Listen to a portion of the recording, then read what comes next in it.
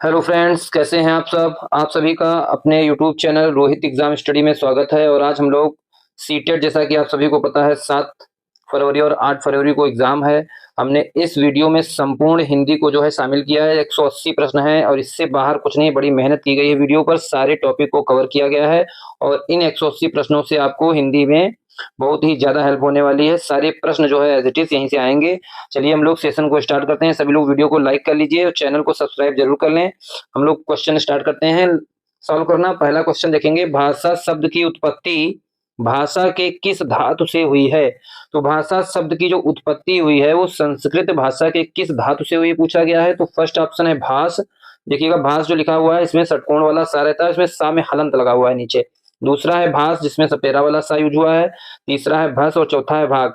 तो आप सभी को पता होगा भाषा शब्द की जो उत्पत्ति हुई है वो संस्कृत भाषा के भास धातु से हुई है, इसलिए इसका पहला ऑप्शन सही हो जाएगा। नेक्स्ट क्वेश्चन देखेंगे, क्वेश्चन नंबर 2 है। इसमें सभी जो भी प्रश्न है सारे यूनिक क्वेश्चन है और बहुत ही जबरदस्त क्वेश्चन है। 180 आप देखेंगे तो आपको लगेगा कि हिंदी की पीडीएफ कैसे आपको जबरदस्त पढ़ाई गई है।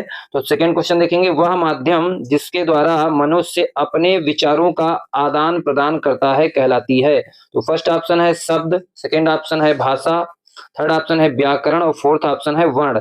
वह माध्यम जिसके द्वारा मनुष्य अपने विचारों का आदान प्रदान करता है, तो वह जो माध्यम होता है वो भाषा कहलाती है, इसलिए इसका सेकंड ऑप्शन जो है राइट हो जाएगा भाषा। भाषा वह माध्यम है जिसके द्वारा मनुष्य अपने विचारों का आदान प्रदान करता है। नेक्स्ट क्वेश्चन देखेंगे, क्वेश्चन नंबर 3, संविधान के किस अनुच्छेद में हिंदी भाषा को राजभाषा माना गया है।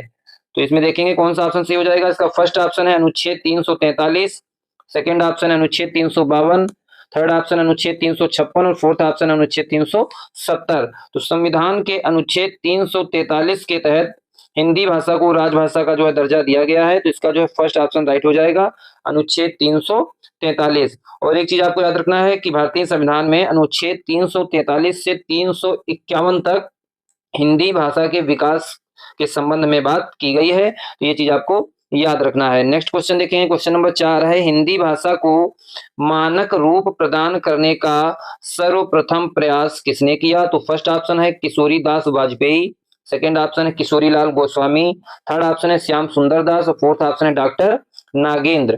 तो हिंदी भाषा को मानक रूप प्रदान करने का जो सर्वप्रथम प्रयास किया था वो किशोरी दास वाजपेयी ने किया था, इसका फर्स्ट ऑप्शन राइट हो जाएगा किशोरी दास वाजपेयी ने। नेक्स्ट क्वेश्चन देखेंगे, क्वेश्चन नंबर 5, भाषा का आरंभ होता है तो अर्थ से, शब्द से, ध्वनि से, वाक्य से। तो भाषा का आरंभ होता है ध्वनि से, इसका थर्ड ऑप्शन राइट हो जाएगा। भाषा का जो आरंभ होता है वह ध्वनि से होता है, इसलिए इसका तीसरा ऑप्शन राइट हो जाएगा। नेक्स्ट क्वेश्चन देखेंगे, क्वेश्चन नंबर 6, भाषा के प्रमुख अवयव हैं। तो पहला ऑप्शन है वर्ण, शब्द, पद, वाक्य, सेकेंड ऑप्शन है वर्ण, शब्द, अनुच्छेद, वाक्य, थर्ड ऑप्शन है शब्द, वाक्य, वर्ण, विचार और चौथा ऑप्शन है वर्ण, शब्द, वाक्य और भाषण। तो इसमें पूछा गया है भाषा के जो प्रमुख अवयव हैं वो कौन से हैं। तो इसमें सीक्वेंस से अवयव लगे हुए हैं। पहला ही ऑप्शन आप देख रहे होंगे वर्ण, वर्ण से शब्द बनता है, शब्द से पद और पद से वाक्य। तो इसमें छठे का जो है पहला ऑप्शन सही हो जाएगा, वर्ण, शब्द, पद,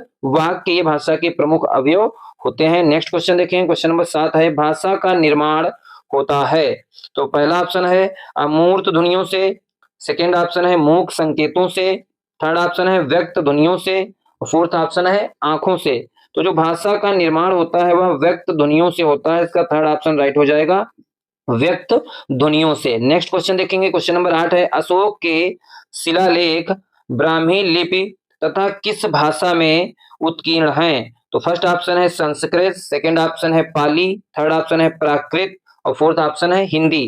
तो जो अशोक के शिलालेख हैं वो ब्राह्मी लिपि में लिखे गए हैं और किस भाषा से उत्कीर्ण है तो वह प्राकृत भाषा है, इसका थर्ड ऑप्शन राइट हो जाएगा प्राकृत भाषा। नेक्स्ट क्वेश्चन देखें, क्वेश्चन नंबर 9, अमीर खुसरो ने हिंदी के लिए क्या प्रयुक्त किया। तो फर्स्ट ऑप्शन दिख रहा है आपको हिंदवी, सेकंड ऑप्शन है हिंदुस्तानी, थर्ड ऑप्शन है उर्दू, फोर्थ ऑप्शन है भाषा। तो अमीर खुसरो ने हिंदी के लिए हिंदवी शब्द का प्रयोग किया था, इसलिए इसका फर्स्ट ऑप्शन राइट हो जाएगा हिंदवी। नेक्स्ट क्वेश्चन देखें, क्वेश्चन नंबर 10, हिंदी की उपभाषाएं कितनी हैं। तो फर्स्ट ऑप्शन है 3, सेकंड ऑप्शन है 4, थर्ड ऑप्शन है 2, फोर्थ ऑप्शन है 5। तो आप सभी को पता होना चाहिए हिंदी की जो भाषाएं होती हैं वो 22 भाषाएं हैं। हिंदी को यानी कि संविधान में जो 22 भाषाओं को जो है संविधान में स्थान दिया गया है, दर्जा दिया गया है, संविधान ने उनको जो है मान्यता दी है। और उसमें जो हिंदी भाषा आपकी है उसको कितनी उपभाषाओं में बांटा गया है, तो ये आपको बताना है। संविधान में 22 भाषाएं हैं और उन भाषाओं में जो हिंदी भाषा है उसकी 5 उपभाषाएं हैं, इसलिए इसका फोर्थ ऑप्शन जो है राइट हो जाएगा 5। ठीक है, नेक्स्ट क्वेश्चन देखेंगे। क्वेश्चन नंबर 11 है, भारत में भाषाओं का साहित्यिक विकास का क्रम माना जाता है। तो फर्स्ट ऑप्शन है संस्कृत, सेकंड ऑप्शन है फर्स्ट ऑप्शन है संस्कृत, पाली, प्राकृत, अपभ्रंश। सेकंड ऑप्शन है संस्कृत, प्राकृत, पाली, अपभ्रंश। थर्ड ऑप्शन है संस्कृत, अपभ्रंश, पाली, प्राकृत। और फोर्थ ऑप्शन है पाली, संस्कृत, प्राकृत, अपभ्रंश। तो भारत में जो भाषा का जो साहित्यिक विकास का क्रम है संस्कृत, पाली, प्राकृत और अपभ्रंश, इसका फर्स्ट ऑप्शन जो है वो राइट हो जाएगा संस्कृत, पाली, प्राकृत, अपभ्रंश। नेक्स्ट क्वेश्चन देखेंगे। क्वेश्चन नंबर 12, हिंदी दिवस किस दिन मनाया जाता है? तो फर्स्ट ऑप्शन है 14 सितंबर, सेकंड ऑप्शन है 14 अप्रैल, थर्ड ऑप्शन है 2 अक्टूबर और फोर्थ ऑप्शन है 26 नवंबर। ये नवंबर हो गया है, ठीक है, ये नवंबर रहेगा, ये चीज याद रखना है। ये जो है नवंबर, 26 नवंबर। तो इसमें पूछा गया आपसे हिंदी दिवस किस दिन मनाया जाता है। तो हिंदी दिवस, क्योंकि हिंदी भाषा को जो है 14 सितंबर 1949 को हिंदी को राजभाषा का दर्जा दिया गया था और उसी दिन से प्रत्येक वर्ष 14 सितंबर को जो है हिंदी दिवस मनाया जाता है। ये चीज आपको याद रखनी है, इसलिए इसका फर्स्ट ऑप्शन जो है वो राइट हो जाएगा 14 सितंबर। नेक्स्ट क्वेश्चन देखेंगे। क्वेश्चन नंबर 13, किस देश में हिंदी बोली तथा लिखी जाती है? तो फर्स्ट ऑप्शन है श्रीलंका, सेकंड ऑप्शन है मॉरिशस, थर्ड ऑप्शन है ईरान और फोर्थ ऑप्शन है इजिप्ट, जिसे आप मिस्र के नाम से जानते हैं। तो किस देश में हिंदी बोली और लिखी जाती है? तो मॉरिशस में हिंदी बोली और लिखी जाती है, इसलिए इसका सेकंड ऑप्शन राइट हो जाएगा मॉरिशस। नेक्स्ट क्वेश्चन देखेंगे। क्वेश्चन नंबर 14 है, निम्न में से कौन सा शब्द फारसी का नहीं है? तो फर्स्ट ऑप्शन है हिंदी, सेकंड ऑप्शन है हिंदू, थर्ड ऑप्शन है हिंदुस्तान और फोर्थ ऑप्शन है संस्कृत। तो हिंदी, हिंदू और हिंदुस्तान ये सभी जो हैं फारसी भाषा के शब्द हैं, फारसी भाषा से इनका विकास हुआ है। लेकिन जो संस्कृत आप देख रहे हैं ये फारसी भाषा का शब्द नहीं है, इसलिए इसका फोर्थ ऑप्शन राइट हो जाएगा। पूछा गया है कौन सा शब्द फारसी का नहीं है, तो संस्कृत सही हो जाएगा। नेक्स्ट क्वेश्चन देखेंगे। क्वेश्चन नंबर 15, व्याकरण दर्पण किसकी रचना है? तो फर्स्ट ऑप्शन है शिव पूजन सहाय, सेकंड ऑप्शन है किशोरीदास वाजपेयी, थर्ड ऑप्शन है रामचंद्र शुक्ल, फोर्थ ऑप्शन है श्याम सुंदर दास। तो व्याकरण दर्पण किसकी रचना है? तो व्याकरण दर्पण रचना है शिव पूजन सहाय की, इसका फर्स्ट ऑप्शन राइट हो जाएगा। व्याकरण दर्पण शिव पूजन सहाय की रचना है, बहुत ही महत्वपूर्ण रचना है, एग्जाम में पूछे जाने की प्रबल संभावना है इसकी। नेक्स्ट क्वेश्चन देखेंगे। क्वेश्चन नंबर 16 है, हिंदी शब्द का प्रयोग सर्वप्रथम किस भाषा की रचना में हुआ? तो फर्स्ट ऑप्शन है संस्कृत, सेकंड ऑप्शन है पाली, थर्ड ऑप्शन है प्राकृत और फोर्थ ऑप्शन है फारसी। तो हिंदी शब्द का प्रयोग सर्वप्रथम किस भाषा की रचना में हुआ? तो फारसी भाषा की रचना में हुआ था, इसका फोर्थ ऑप्शन है वो सही हो जाएगा फारसी। नेक्स्ट क्वेश्चन देखेंगे। क्वेश्चन नंबर 17 है, तुलसीदास की रचना रामचरितमानस किस बोली की साहित्यिक रचना है? तो फर्स्ट ऑप्शन है इसका अवधी, सेकंड ऑप्शन है ब्रज, थर्ड ऑप्शन है मैथिली और फोर्थ ऑप्शन है मगही। तो तुलसीदास द्वारा रचित रामचरितमानस जो बोली साहित्यिक रचना पूछा गया है, तो ये ब्रज भाषा की साहित्यिक रचना है, इसका फर्स्ट ऑप्शन राइट हो जाएगा। तुलसीदास द्वारा रचित जो रामचरितमानस है यह अवधी भाषा में लिखी गई है। नेक्स्ट क्वेश्चन देखेंगे। क्वेश्चन नंबर 18, वात्सल्य रस के सम्राट हैं? तो फर्स्ट ऑप्शन है तुलसीदास, सेकंड ऑप्शन है सूरदास, थर्ड ऑप्शन है रहीमदास और फोर्थ ऑप्शन है कबीरदास।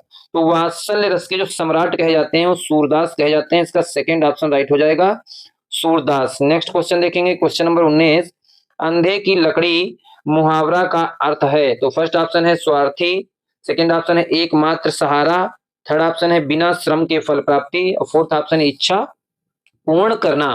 तो अंधे की लकड़ी मुहावरा का जो अर्थ होगा वह एकमात्र सहारा, इसका सेकंड ऑप्शन राइट हो जाएगा एकमात्र सहारा। नेक्स्ट क्वेश्चन देखेंगे। क्वेश्चन नंबर 20, पहाड़ के नीचे की समभूमि, समभूमि से मतलब जो समतल भूमि होती है उसके लिए जो है समभूमि का प्रयोग किया गया है। तो पहाड़ के नीचे की समभूमि के लिए एक शब्द है, तो फर्स्ट ऑप्शन है उपत्यका, सेकंड ऑप्शन है आदित्यका, थर्ड ऑप्शन है स्वकीय और फोर्थ ऑप्शन है ये सभी।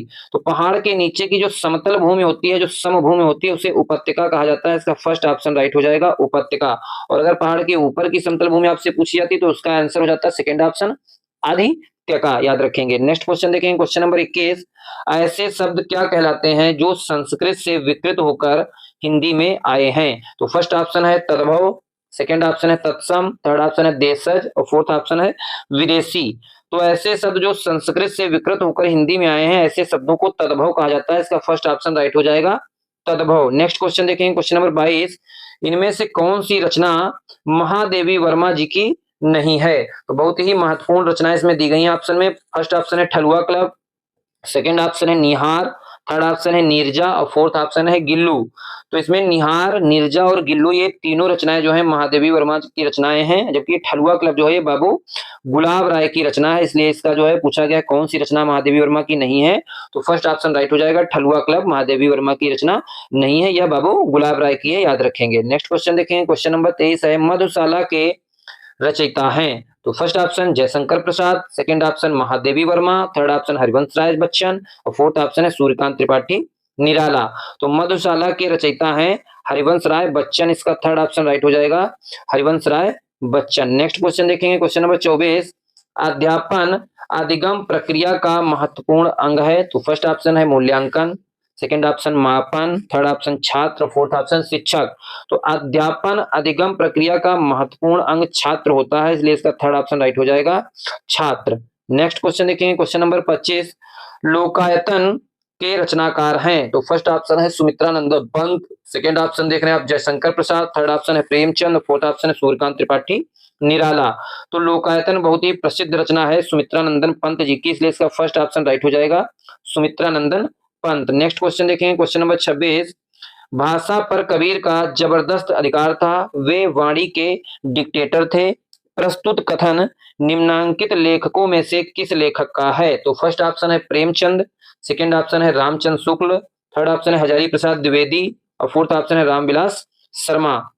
तो भाषा पर कबीर का जबरदस्त अधिकार था, वे वाणी के डिक्टेटर थे, ऐसा हजारी प्रसाद द्विवेदी ने कहा था, तो इसका थर्ड ऑप्शन राइट हो जाएगा, हजारी प्रसाद द्विवेदी। नेक्स्ट क्वेश्चन देखेंगे, क्वेश्चन नंबर 27 है, चित्रक तद्भव रूप है?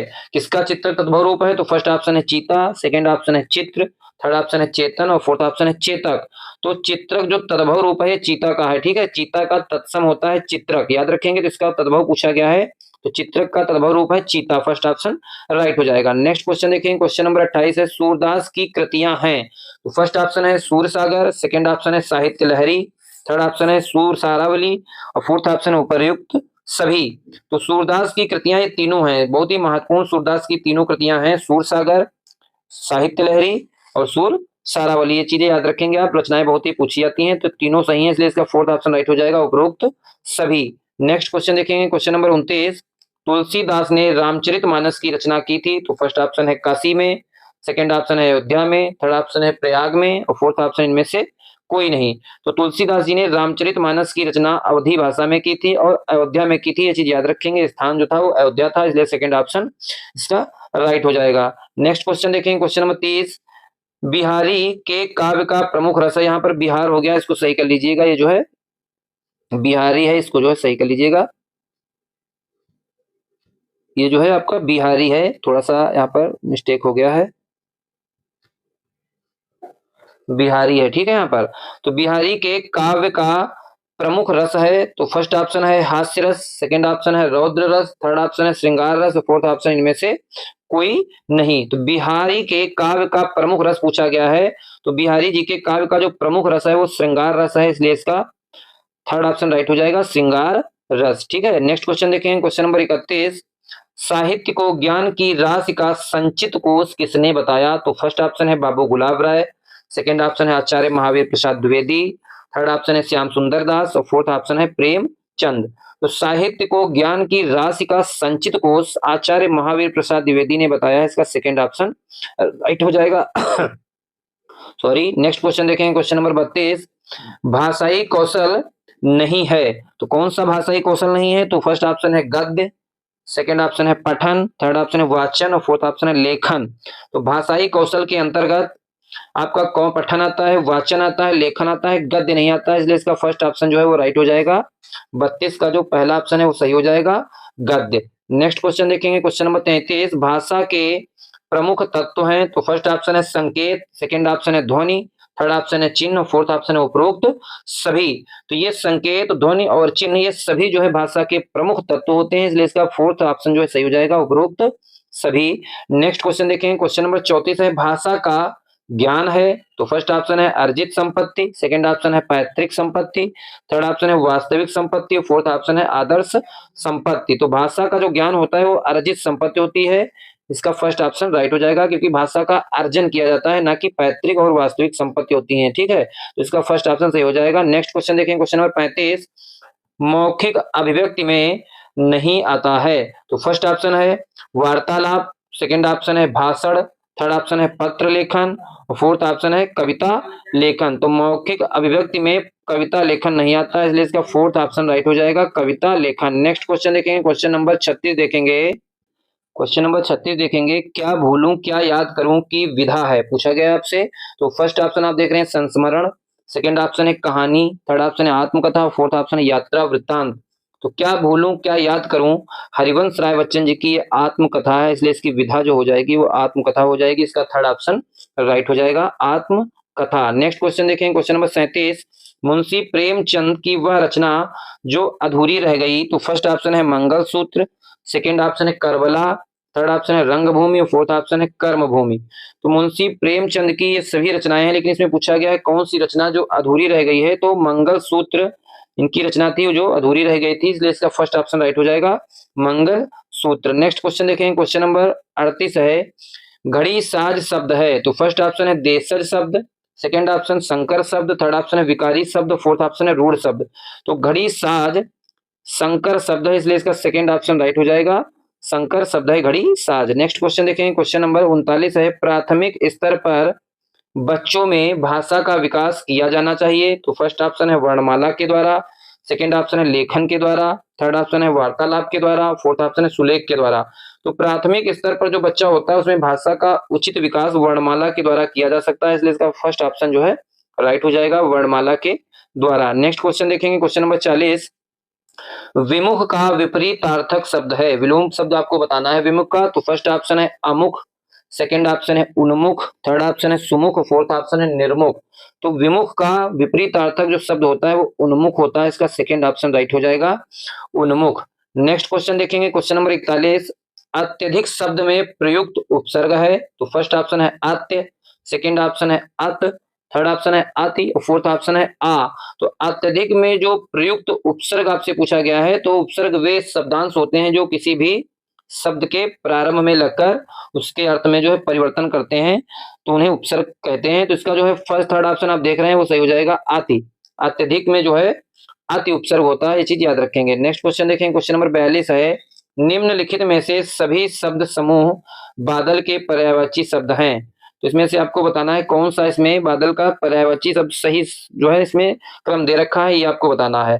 तो इसमें आप देख रहे हैं पहला ऑप्शन है जलज नीरज अंबुज, सेकंड ऑप्शन है जलद नीरज अंबुद, थर्ड ऑप्शन है जलद ही नीरज जलज और फोर्थ ऑप्शन है मेघ घन वारिद।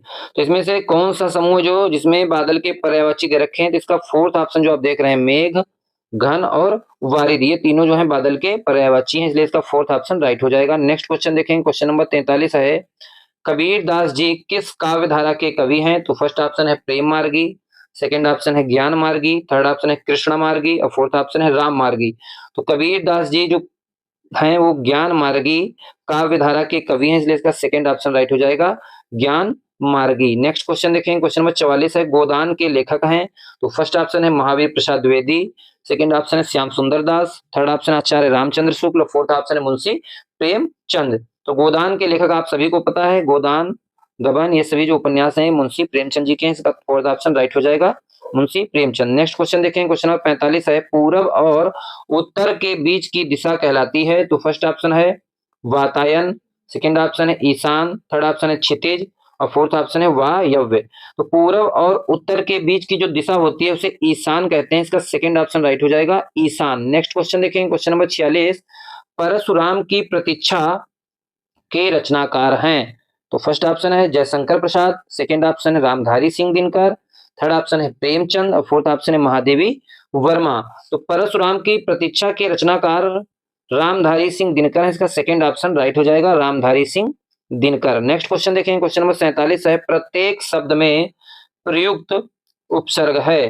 तो फर्स्ट ऑप्शन है प्रा, सेकंड ऑप्शन है प्रत्यय, थर्ड ऑप्शन है प्रति और फोर्थ ऑप्शन है एक। तो प्रत्येक शब्द में प्रयुक्त जो उपसर्ग होता है वो प्रति होता है, प्रतिधन एक प्रत्येक होता है, तो इसका जो है थर्ड ऑप्शन राइट हो जाएगा, प्रति। नेक्स्ट क्वेश्चन देखेंगे, क्वेश्चन नंबर 48।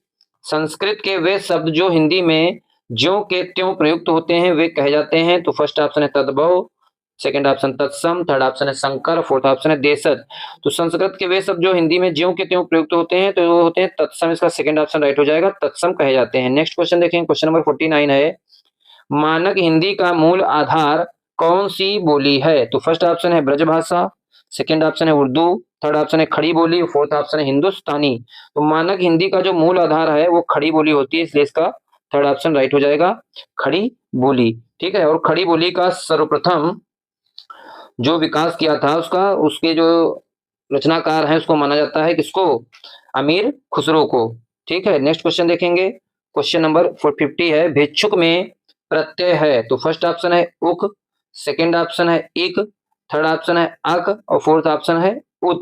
तो भिक्षुक में जो प्रयुक्त प्रत्यय है, प्रत्यय वे शब्दांश होते हैं जो किसी भी शब्द के अंत में लगकर उसके अर्थ में परिवर्तन कर देते हैं, तो उन्हें प्रत्यय कहा जाता है। तो इसमें भिक्षुक में पूछा गया है कौन सा प्रत्यय है, तो भिक्षुक में उक प्रत्यय है, इसका फर्स्ट ऑप्शन जो है राइट हो जाएगा, उक प्रत्यय। नेक्स्ट क्वेश्चन देखेंगे, क्वेश्चन नंबर 51, हिंदी का पाणिनि किसे कहा जाता है। तो फर्स्ट ऑप्शन है कामता प्रसाद गुरु, सेकंड ऑप्शन है मैथिली शरण गुप्त, थर्ड ऑप्शन है सूर्यकांत त्रिपाठी निराला, फोर्थ ऑप्शन है जयशंकर प्रसाद। ये क्वेश्चन भी बहुत ही इंपॉर्टेंट क्वेश्चन है, हिंदी का पाणिनि किसे कहा जाता है, तो आप सभी को पता होना चाहिए, हिंदी का पाणिनि कामता प्रसाद गुरु को कहा जाता है, इसलिए इसका फर्स्ट ऑप्शन राइट हो जाएगा, कामता प्रसाद गुरु। नेक्स्ट क्वेश्चन देखेंगे, क्वेश्चन नंबर 52, समुद्रगुप्त भारत का नेपोलियन था, यहाँ नेपोलियन किस प्रकार की संज्ञा का उदाहरण है। तो इसमें फर्स्ट ऑप्शन है व्यक्तिवाचक, सेकंड ऑप्शन है जातिवाचक, थर्ड ऑप्शन है भाववाचक, फोर्थ ऑप्शन है समूहवाचक। तो समुद्रगुप्त भारत का नेपोलियन था, तो नेपोलियन में किस प्रकार की संज्ञा है इसका पूछा गया है उदाहरण, तो इसमें नेपोलियन में भाववाचक संज्ञा है, इसका थर्ड ऑप्शन राइट हो जाएगा। नेक्स्ट क्वेश्चन देखें, क्वेश्चन नंबर 53, भूकंप किस प्रकार की संज्ञा है। तो फर्स्ट ऑप्शन है जातिवाचक, सेकंड ऑप्शन है समूहवाचक, थर्ड ऑप्शन है भाववाचक और फोर्थ ऑप्शन इनमें से कोई नहीं। तो भूकंप जातिवाचक संज्ञा का उदाहरण है, इसका फर्स्ट ऑप्शन राइट हो जाएगा, जातिवाचक। नेक्स्ट क्वेश्चन देखेंगे, क्वेश्चन नंबर 54, विशेषण की विशेषता बताने वाले शब्द को क्या कहते हैं। तो फर्स्ट ऑप्शन है प्राविशेषण, सेकंड ऑप्शन है विशेषण, थर्ड ऑप्शन है सार्वनामिक विशेषण, फोर्थ ऑप्शन है गुणवाचक विशेषण। तो वे शब्द जो क्रिया की विशेषता बताते हैं वो विशेषण होते हैं, और जो विशेषण की विशेषता बताते हैं उन्हें कहते हैं प्राविशेषण, इसलिए इसका फर्स्ट ऑप्शन जो है वो राइट हो जाएगा, विशेषण की विशेषता बताने वाले शब्द को प्राविशेषण कहते हैं। नेक्स्ट क्वेश्चन देखेंगे, क्वेश्चन नंबर 55 है, राठौर बहुत अच्छा निशानेबाज है, इस वाक्य में प्राविशेषण है। तो आपको फर्स्ट ऑप्शन है राठौर, सेकंड ऑप्शन है निशानेबाज, थर्ड ऑप्शन है अच्छा, फोर्थ ऑप्शन है बहुत। तो राठौर बहुत अच्छा निशानेबाज है, इस वाक्य में आपको प्राविशेषण बताना है। तो यहाँ पर निशानेबाज तो क्रिया है, राठौर करता है, और अच्छा यहाँ पर विशेषण है, लेकिन यहाँ पूछा गया है प्रविशेषण। तो अच्छा है लेकिन क्या है, बहुत अच्छा है, तो बहुत शब्द जो है वो यहाँ पर अच्छे की भी विशेषता बता रहा है, अच्छा यहाँ पर विशेषण है, बहुत क्या है प्रविशेषण है, इसलिए इसका प्रविशेषण हो जाएगा बहुत, इसका फोर्थ ऑप्शन राइट हो जाएगा। नेक्स्ट क्वेश्चन देखेंगे, क्वेश्चन नंबर 56 है, सर्वनाम के कितने भेद होते हैं। तो फर्स्ट ऑप्शन है 5, सेकंड ऑप्शन है 6, थर्ड ऑप्शन है 7 और फोर्थ ऑप्शन है 4। तो सर्वनाम के कितने भेद होते हैं, आप सभी को पता है, हिंदी में सर्वनाम कितने होते हैं, 6 सर्वनाम होते हैं, इसलिए इसका सेकंड ऑप्शन राइट हो जाएगा। नेक्स्ट क्वेश्चन देखते हैं, क्वेश्चन नंबर 57 है, सीता धीरे धीरे गाती है, वाक्य में क्रिया विशेषण है। तो फर्स्ट ऑप्शन है सीता, सेकंड ऑप्शन है धीरे धीरे, थर्ड ऑप्शन है गाती है, फोर्थ ऑप्शन उपरोक्त में से कोई नहीं। तो सीता धीरे धीरे गाती है, वाक्य में जो क्रिया विशेषण है वह है धीरे धीरे। गाना तो यहाँ पर जो है विशेषण है, लेकिन उसकी भी जो विशेषता बता रहा है क्रिया, सॉरी गाना यहाँ पर क्या है, क्रिया है, और क्रिया की जो विशेषता बताए वो विशेषण होता है, तो वाक्य में क्रिया विशेषण पूछा गया है, तो धीरे धीरे गाती है वो इसकी जो है क्रिया विशेषण हो जाएगा यहाँ पर धीरे धीरे, इसका सेकेंड ऑप्शन राइट हो जाएगा, धीरे धीरे इस वाक्य में क्या है, क्रिया विशेषण है। नेक्स्ट क्वेश्चन देखेंगे, क्वेश्चन नंबर 58 है, मोहन खाना खाकर विद्यालय जाता है, इस वाक्य में पूर्वकालिक क्रिया है। तो फर्स्ट ऑप्शन है मोहन, सेकंड ऑप्शन है खाना खाकर, थर्ड ऑप्शन है विद्यालय, फोर्थ ऑप्शन है जाता है। तो एक क्रिया के समाप्त होते हुए दूसरी क्रिया जब प्रारंभ होती है तो जो पहले क्रिया प्रयोग की जाती है उसे पूर्वकालिक क्रिया कहा जाता है। इसलिए मोहन खाना खाकर विद्यालय जाता है, तो इस वाक्य में खाना खाकर जो है वो पूर्वकालिक क्रिया है, क्योंकि वो खाना खाने के बाद ही जो है विद्यालय जाता है, तो पूर्वकालिक क्रिया यहाँ पर खाना खाकर हो जाएगा। इसका सेकेंड ऑप्शन राइट हो जाएगा। नेक्स्ट क्वेश्चन देखेंगे, क्वेश्चन नंबर 59 देखेंगे। हिंदी वर्णमाला में वर्णों की कुल संख्या पूछी गई है, तो आप सभी को ये क्वेश्चन पता होना चाहिए, क्योंकि ये क्वेश्चन भी बहुत लोग गलत कर देते हैं। तो हिंदी वर्णमाला में जो वर्णों की कुल संख्या है वह 52 होती है, इसलिए इसका सेकेंड ऑप्शन राइट कर देंगे आप। 52 जो है वर्ण आपके होते हैं। नेक्स्ट क्वेश्चन देखेंगे, क्वेश्चन नंबर 60। इनमें से कौन सी ध्वनि अंतस्थ नहीं है? तो फर्स्ट ऑप्शन है वाह, सेकंड ऑप्शन है बा, थर्ड ऑप्शन है रा, फोर्थ ऑप्शन है ला। तो आप सभी को पता है जो अंतस्थ व्यंजन होते हैं वो आपके या, वा, रा, ला होते हैं, इसलिए इसमें जो आप सेकंड ऑप्शन देख रहे हैं बा, ये जो है अंतस्थ व्यंजन नहीं होते हैं, इसलिए इसका सेकंड ऑप्शन राइट हो जाएगा बा। नेक्स्ट क्वेश्चन देखेंगे, क्वेश्चन नंबर 61 देखेंगे। री को वर्णमाला में स्थान दिया गया है, तो फर्स्ट ऑप्शन है स्वर में, सेकंड ऑप्शन है व्यंजन में, थर्ड ऑप्शन है द्विगुण व्यंजन में, फोर्थ ऑप्शन है संयुक्त व्यंजन में। तो हिंदी वर्णमाला में री को जो स्थान दिया गया है वह स्वरों के साथ स्थान इसको दिया गया है, इसलिए इसका फर्स्ट ऑप्शन राइट हो जाएगा। स्वर में जो है इसका स्थान दिया गया है, क्योंकि री जो है आपका क्या है, स्वर है। नेक्स्ट क्वेश्चन देखेंगे, क्वेश्चन नंबर 62 है। निम्न में कौन प्रकंपित व्यंजन है? तो फर्स्ट ऑप्शन है चा, सेकंड ऑप्शन है खा, थर्ड ऑप्शन है रा, फोर्थ ऑप्शन है टा। तो प्रकंपित व्यंजन जो आपका होता है वो रा होता है, इसलिए इसका थर्ड ऑप्शन राइट हो जाएगा रा। नेक्स्ट क्वेश्चन देखें, क्वेश्चन नंबर 63। अनुतान का संबंध है, तो फर्स्ट ऑप्शन है उच्चारण के समय से, सेकंड ऑप्शन है उच्चारण के उतार चढ़ाव से, थर्ड ऑप्शन है उच्चारण में निकली वायु से, और फोर्थ ऑप्शन है उच्चारण के कंपन से। तो अनुतान का जो अर्थ होता है वह होता है उच्चारण के उतार चढ़ाव को उत्तान कहा जाता है, इसलिए इसका सेकंड ऑप्शन राइट हो जाएगा। अनुतान का संबंध किससे हो जाएगा? उच्चारण के उतार चढ़ाव से। नेक्स्ट क्वेश्चन देखेंगे, क्वेश्चन नंबर 64 है। निम्न में से कौन महाप्राण नहीं है? तो फर्स्ट ऑप्शन है शा, सेकंड ऑप्शन है सा, थर्ड ऑप्शन है खा, फोर्थ ऑप्शन है पा।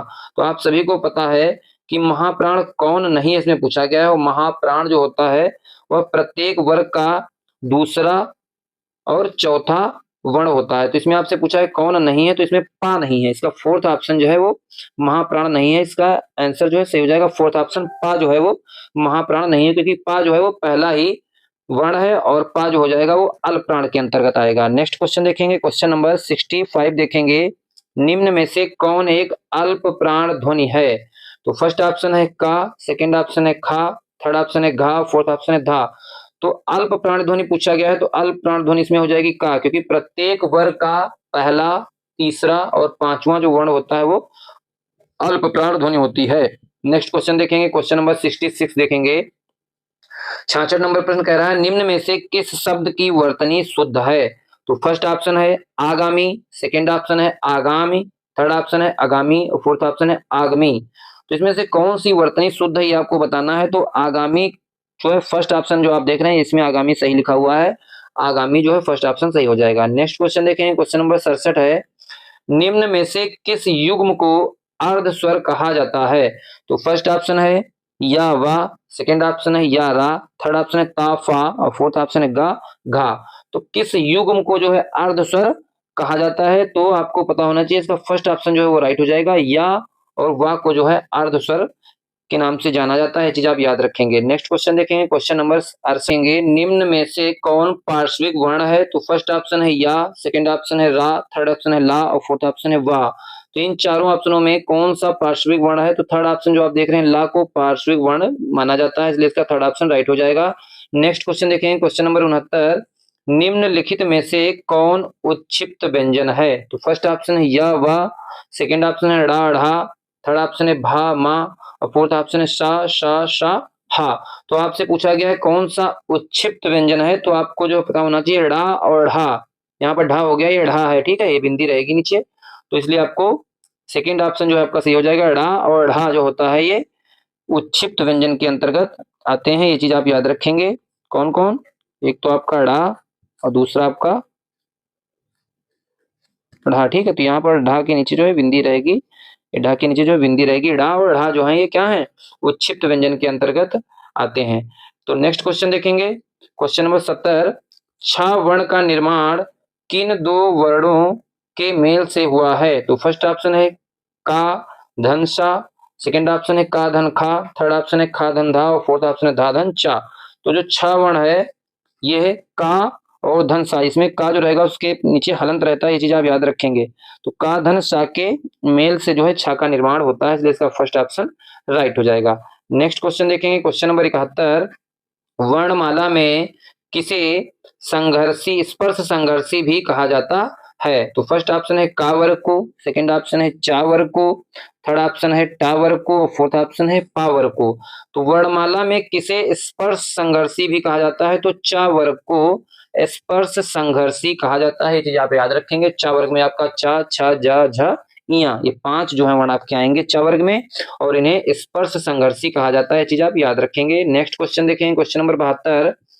विसर्ग का प्रयोग कैसे शब्दों में होता है? तो फर्स्ट ऑप्शन है तत्सम, सेकंड ऑप्शन है तद्भव, थर्ड ऑप्शन है देशज और फोर्थ ऑप्शन है विदेशी। तो आप सभी को पता है तत्सम जो होते हैं वो संस्कृत के शब्द होते हैं और इनमें जो है विसर्ग का प्रयोग किया जाता है, इसलिए इसका फर्स्ट ऑप्शन राइट हो जाएगा। विसर्ग का प्रयोग तत्सम शब्दों में होता है। नेक्स्ट क्वेश्चन देखें, क्वेश्चन नंबर 73। वा का उच्चारण स्थान है, बहुत ही महत्वपूर्ण है, कई बार क्वेश्चन पूछा गया है वा का उच्चारण स्थान। तो फर्स्ट ऑप्शन है दंतोष्ठ, सेकंड ऑप्शन ओष्ठ, थर्ड ऑप्शन है दंत, फोर्थ ऑप्शन है तालव्य। वा का जो उच्चारण स्थान होता है वो आपको याद रखना है दंतोष्ठ होता है, इसका फर्स्ट ऑप्शन राइट हो जाएगा। नेक्स्ट क्वेश्चन देखेंगे, क्वेश्चन नंबर 74। रिक्शा किस भाषा का शब्द है? तो फर्स्ट ऑप्शन है अरबी, सेकंड ऑप्शन है फारसी, थर्ड ऑप्शन है जापानी और फोर्थ ऑप्शन है चीनी। तो रिक्शा जो है ये जापानी भाषा का शब्द है, इसलिए इसका थर्ड ऑप्शन राइट हो जाएगा जापानी। नेक्स्ट क्वेश्चन देखेंगे, क्वेश्चन नंबर 75 है योगदान कैसा शब्द है? तो फर्स्ट ऑप्शन है रूढ़, सेकंड ऑप्शन है यौगिक, थर्ड ऑप्शन है योग रूढ़, फोर्थ ऑप्शन है संकर। तो योगदान यौगिक शब्द है, इसका सेकंड ऑप्शन राइट हो जाएगा यौगिक है, ठीक है। नेक्स्ट क्वेश्चन देखेंगे, क्वेश्चन नंबर 76 है मुरलीधर किस प्रकार का शब्द है? तो फर्स्ट ऑप्शन है रूढ़, सेकंड ऑप्शन है यौगिक, थर्ड ऑप्शन है योग रूढ़, फोर्थ ऑप्शन है संकर। तो मुरलीधर योग रूढ़ है, क्योंकि योग रूढ़ वे शब्द होते हैं जो किसी विशेष अर्थ के लिए रूढ़ होते हैं, तो इसलिए इसका थर्ड ऑप्शन राइट हो जाएगा योग रूढ़। नेक्स्ट क्वेश्चन देखेंगे, क्वेश्चन नंबर 77। मुगल किस भाषा का शब्द है? तो फर्स्ट ऑप्शन है अरबी, सेकंड ऑप्शन है तुर्की, थर्ड ऑप्शन है उर्दू और फोर्थ ऑप्शन है संस्कृत।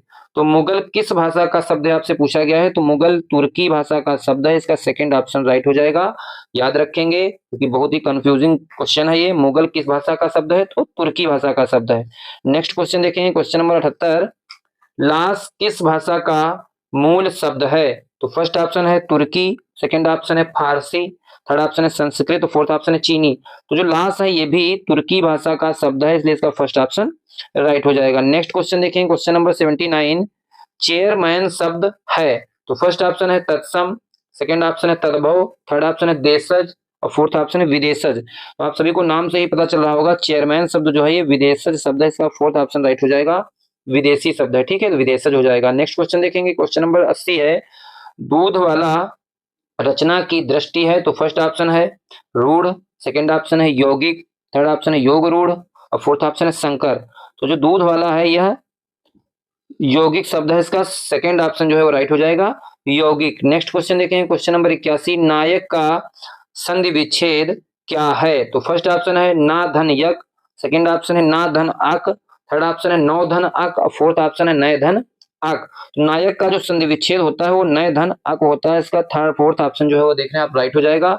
और इसमें अगर संधि पूछी जाए आपसे कौन है तो इसमें अयादि संधि है, ठीक है। नायक में अयादि संधि के अंतर्गत इसका जो संधि विच्छेद होगा वो नय धन अक होगा, ठीक है। नेक्स्ट क्वेश्चन देखें, क्वेश्चन नंबर 82। हितैषी का सही संधि विच्छेद क्या है? तो फर्स्ट ऑप्शन है हितय धन असी, सेकंड ऑप्शन है हित धन एसी, थर्ड ऑप्शन है हित धन एसी और फोर्थ ऑप्शन ही धन अशी। तो हितैषी का जो सही संधि विच्छेद होगा वो हित धन एसी, इसका सेकंड ऑप्शन राइट हो जाएगा हित धन एसी। नेक्स्ट क्वेश्चन देखें, क्वेश्चन नंबर 83। सजातीय लघु तथा दीर्घ स्वरों को मिलाकर दीर्घ होने का लक्षण किस संधि में होता है? तो आप सभी को पता है इसका जो है फर्स्ट ऑप्शन है दीर्घ संधि, सेकंड ऑप्शन है वृद्धि संधि, थर्ड ऑप्शन है गुण संधि और फोर्थ ऑप्शन है अयाद संधि। तो लघु और दीर्घ का मिलकर दीर्घ हो जाना ये लक्षण होता है दीर्घ संधि का, इसलिए इसका फर्स्ट ऑप्शन राइट हो जाएगा दीर्घ संधि। नेक्स्ट क्वेश्चन देखेंगे, क्वेश्चन नंबर 84। विसर्ग संधि में किसका मेल होता है? तो फर्स्ट ऑप्शन है विसर्ग के साथ विसर्ग, सेकंड ऑप्शन है विसर्ग के साथ स्वर या व्यंजन, थर्ड ऑप्शन है विसर्ग और स्वर, और फोर्थ ऑप्शन है विसर्ग और व्यंजन। तो विसर्ग संधि में विसर्ग के साथ स्वर या व्यंजन का मेल होता है, इसलिए इसका सेकंड ऑप्शन राइट हो जाएगा। विसर्ग के साथ स्वर या व्यंजन का मेल होता है। नेक्स्ट क्वेश्चन देखेंगे, क्वेश्चन नंबर 85, यशोगान का संधि विच्छेद क्या है? तो फर्स्ट ऑप्शन है यशः धन गान, सेकेंड ऑप्शन है यशः धन उगान, थर्ड ऑप्शन है यशो धन गान, फोर्थ ऑप्शन है यश धन उगान। तो यशोगान का सही संधि विच्छेद यशः धन गान, इसका फर्स्ट ऑप्शन जो है वो राइट हो जाएगा, यशः धन गान। नेक्स्ट क्वेश्चन देखेंगे, क्वेश्चन नंबर 86, महोदय का उचित संधि विच्छेद है? तो फर्स्ट ऑप्शन है महाधन उदय, सेकेंड ऑप्शन है महाधन उदय, थर्ड ऑप्शन है महोधनदय, और फोर्थ ऑप्शन है महाधन उदय। तो इसका सेकेंड ऑप्शन राइट हो जाएगा, महोदय का जो उचित संधि विच्छेद है वो महाधन उदय है, इसका सेकेंड ऑप्शन राइट हो जाएगा। नेक्स्ट क्वेश्चन देखेंगे, क्वेश्चन नंबर 87, महोषधम में कौन सी संधि है? तो फर्स्ट ऑप्शन है दीर्घ संधि, सेकेंड ऑप्शन है वृद्धि संधि, थर्ड ऑप्शन है गुण संधि, और फोर्थ ऑप्शन है अयाद संधि। तो महोषधम में वृद्धि संधि है, इसलिए इसका सेकेंड ऑप्शन राइट हो जाएगा, वृद्धि संधि। नेक्स्ट क्वेश्चन देखेंगे, क्वेश्चन नंबर 88, अंतर्गत का संधि विच्छेद क्या है? तो फर्स्ट ऑप्शन है अंतः धनगत, सेकेंड ऑप्शन है अंतर धनगत, थर्ड ऑप्शन है अंत धन गत, और फोर्थ ऑप्शन है अंतरः धन गत। तो अंतर्गत का जो सही संधि विच्छेद है वो अंतः धन गत है, इसका फर्स्ट ऑप्शन राइट हो जाएगा, अंतः धन गत। नेक्स्ट क्वेश्चन देखेंगे, क्वेश्चन नंबर 89 है, कामता प्रसाद गुरु को हिंदी का पाणिनि कहा जाता है, यहाँ पाणिनि किस प्रकार की संज्ञा का उदाहरण है? तो फर्स्ट ऑप्शन है व्यक्तिवाचक संज्ञा, सेकंड है भाववाचक संज्ञा, थर्ड ऑप्शन है समूहवाचक, और फोर्थ ऑप्शन है जातिवाचक। तो यहाँ पर जो पाणिनि है यह भाववाचक संज्ञा का उदाहरण है, इसलिए इसका सेकंड ऑप्शन राइट हो जाएगा, भाववाचक। नेक्स्ट क्वेश्चन देखेंगे, क्वेश्चन नंबर 90, गीता किस गीता किस संज्ञा का शब्द है? तो फर्स्ट ऑप्शन है व्यक्तिवाचक संज्ञा, सेकंड ऑप्शन है समूहवाचक संज्ञा, थर्ड ऑप्शन है जातिवाचक संज्ञा, फोर्थ ऑप्शन है द्रव्यवाचक संज्ञा। तो गीता एक पुस्तक का नाम है, इसलिए यह व्यक्तिवाचक संज्ञा का उदाहरण है, इसका फर्स्ट ऑप्शन राइट हो जाएगा, व्यक्तिवाचक संज्ञा का उदाहरण है। नेक्स्ट क्वेश्चन देखेंगे, क्वेश्चन नंबर 91, कोयल शब्द किस संज्ञा का उदाहरण है? तो फर्स्ट ऑप्शन है जातिवाचक, सेकंड ऑप्शन है व्यक्तिवाचक, थर्ड ऑप्शन है समूहवाचक, और फोर्थ ऑप्शन है द्रव्यवाचक। तो कोयल शब्द किस संज्ञा का उदाहरण है? तो कोयल शब्द जो है जातिवाचक संज्ञा का उदाहरण है, इसलिए इसका फर्स्ट ऑप्शन राइट हो जाएगा, जातिवाचक। नेक्स्ट क्वेश्चन देखेंगे, क्वेश्चन नंबर 92, वह अच्छा है, इस वाक्य में वह कौन सा सर्वनाम है? तो फर्स्ट ऑप्शन है निजवाचक, सेकंड ऑप्शन है प्रश्नवाचक, थर्ड ऑप्शन है पुरुषवाचक, और फोर्थ ऑप्शन निश्चयवाचक। तो आप सभी को पता है सर्वनाम 6 प्रकार के होते हैं, और उसमें पूछा गया आपकी वह कौन सा सर्वनाम है, तो इसमें कंफर्म है जिस बच्चे को कहा जा रहा है निश्चित है कि वह अच्छा लड़का है, तो यहाँ पर वह जो है निश्चयवाचक सर्वनाम है, इसका फोर्थ ऑप्शन राइट हो जाएगा, निश्चयवाचक सर्वनाम है। नेक्स्ट क्वेश्चन देखेंगे, क्वेश्चन नंबर 93, आप आजकल कहाँ हैं, इस वाक्य में आप कौन सा सर्वनाम है? तो फर्स्ट ऑप्शन है निजवाचक, सेकंड ऑप्शन है प्रश्नवाचक, थर्ड ऑप्शन है पुरुषवाचक, और फोर्थ ऑप्शन है संबंधवाचक। यहाँ वाचन हो गया है, ठीक है, वाचक होगा संबंधवाचक। तो आप जो है यह निजवाचक सर्वनाम है, इसलिए इसका फर्स्ट ऑप्शन राइट हो जाएगा, निजवाचक। नेक्स्ट क्वेश्चन देखेंगे, क्वेश्चन नंबर 94, मुझे पुरुषवाचक सर्वनाम में किस रूप का शब्द है? मुझे पुरुषवाचक सर्वनाम में किस रूप का शब्द है ये आपको बताना है। तो फर्स्ट ऑप्शन है उत्तम पुरुष, सेकंड ऑप्शन है मध्यम पुरुष, थर्ड ऑप्शन है अन्य पुरुष, और फोर्थ ऑप्शन इनमें से कोई नहीं।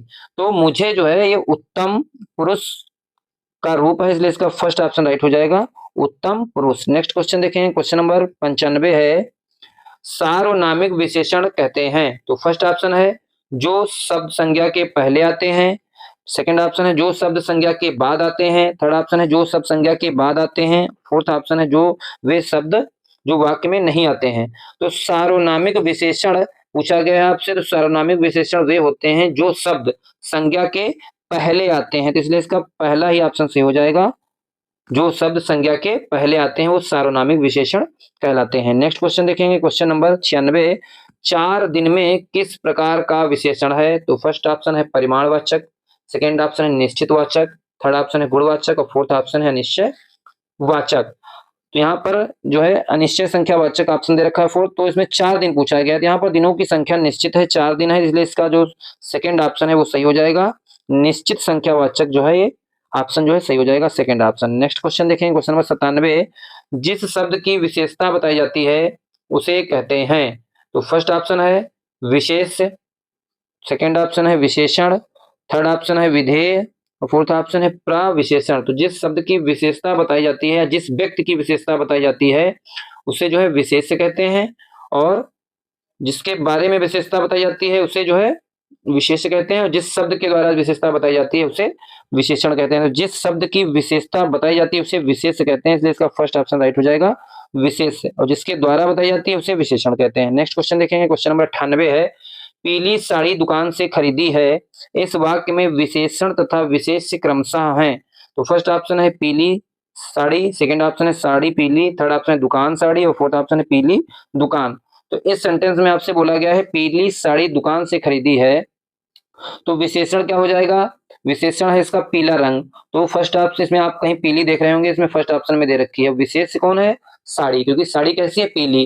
तो ये साड़ी की विशेषता बताई जा रही है कि साड़ी पीली है, इसलिए साड़ी विशेष है और पीली क्या है, उसकी विशेषण है। तो इसका फर्स्ट ऑप्शन जो है वो राइट हो जाएगा, पीली साड़ी, इसका फर्स्ट ऑप्शन जो है राइट हो जाएगा। नेक्स्ट क्वेश्चन देखेंगे, क्वेश्चन नंबर 99 देखेंगे। सब कुत्ते एक साथ दौड़ रहे हैं, इस वाक्य में कौन सा विशेषण है। तो फर्स्ट ऑप्शन है अनिश्चित संख्यावाचक, सेकंड ऑप्शन है गुणवाचक, थर्ड ऑप्शन है परिमाणबोधक और फोर्थ ऑप्शन है सार्वजनिक। तो इसमें आपसे पूछा गया कौन सा विशेषण है, ये सार्वजनिक नहीं है, सार्वनामिक विशेषण होता है, ठीक है। फोर्थ ऑप्शन थोड़ा सा करेक्ट कर लीजिएगा, सार्वनामिक विशेषण होता है ना कि सार्वजनिक। तो सब कुत्ते एक साथ दौड़ रहे हैं, तो कौन सा विशेषण है, तो यहाँ पर कुत्तों की जो है संख्या नहीं निश्चित है, इसलिए इसका फर्स्ट ऑप्शन राइट हो जाएगा, अनिश्चित संख्या वाचक। नेक्स्ट क्वेश्चन देखेंगे, क्वेश्चन नंबर 100 है। वह घर पहुंच गया, इस वाक्य में पहुंच गया निम्नांकित में से किस क्रिया का उदाहरण है। तो फर्स्ट ऑप्शन है प्रेरणार्थक क्रिया, सेकंड ऑप्शन है द्विकर्मक क्रिया, थर्ड ऑप्शन है संयुक्त क्रिया, फोर्थ ऑप्शन है पूर्व कालिक क्रिया। तो वह घर पहुंच गया, इस वाक्य में पहुंच गया जो शब्द है किस क्रिया का उदाहरण है, तो यह द्विकर्मक क्रिया का उदाहरण है, इसका सेकंड ऑप्शन राइट हो जाएगा, द्विकर्मक क्रिया। नेक्स्ट क्वेश्चन देखेंगे, क्वेश्चन नंबर 101। हंसना कैसी क्रिया है, ठीक है। तो हंसना कैसी क्रिया आपसे पूछा गया है, तो फर्स्ट ऑप्शन है सकर्मक क्रिया, सेकंड ऑप्शन है अकर्मक क्रिया, थर्ड ऑप्शन है संयुक्त क्रिया और फोर्थ ऑप्शन है प्रेरणार्थक क्रिया। तो हंसना कैसी क्रिया है, तो हंसना अकर्मक क्रिया है, इसका सेकंड ऑप्शन राइट हो जाएगा, अकर्मक क्रिया। नेक्स्ट क्वेश्चन देखें, क्वेश्चन नंबर 102। राम द्वारा पढ़ाया जा रहा है, इस वाक्य में कौन सा वाच्य है। तो फर्स्ट ऑप्शन आप देख रहे हैं कर्मवाच्य, सेकंड ऑप्शन है भाववाच्य, थर्ड ऑप्शन है कर्तृवाच्य और फोर्थ ऑप्शन इनमें से कोई नहीं। तो राम द्वारा पढ़ाया जा रहा है, इस वाक्य में भाववाच्य, इसका सेकंड ऑप्शन राइट हो जाएगा, भाववाच्य। नेक्स्ट क्वेश्चन देखें, क्वेश्चन नंबर 103। वह रात दिन पढ़ता रहता है, इस वाक्य में किस प्रकार का क्रिया विशेषण है। तो फर्स्ट ऑप्शन है संयोजक क्रिया विशेषण, सेकंड ऑप्शन है स्थानीय क्रिया विशेषण, थर्ड ऑप्शन है संयुक्त क्रिया विशेषण और फोर्थ ऑप्शन है अनुबंध क्रिया विशेषण। तो वह रात दिन पढ़ता रहता है, यह संयुक्त क्रिया विशेषण का उदाहरण है, इसका थर्ड ऑप्शन राइट हो जाएगा, संयुक्त क्रिया विशेषण। नेक्स्ट क्वेश्चन देखेंगे, क्वेश्चन नंबर 104। चिड़िया आकाश में उड़ रही है, इस वाक्य में उड़ क्रिया किस प्रकार की है।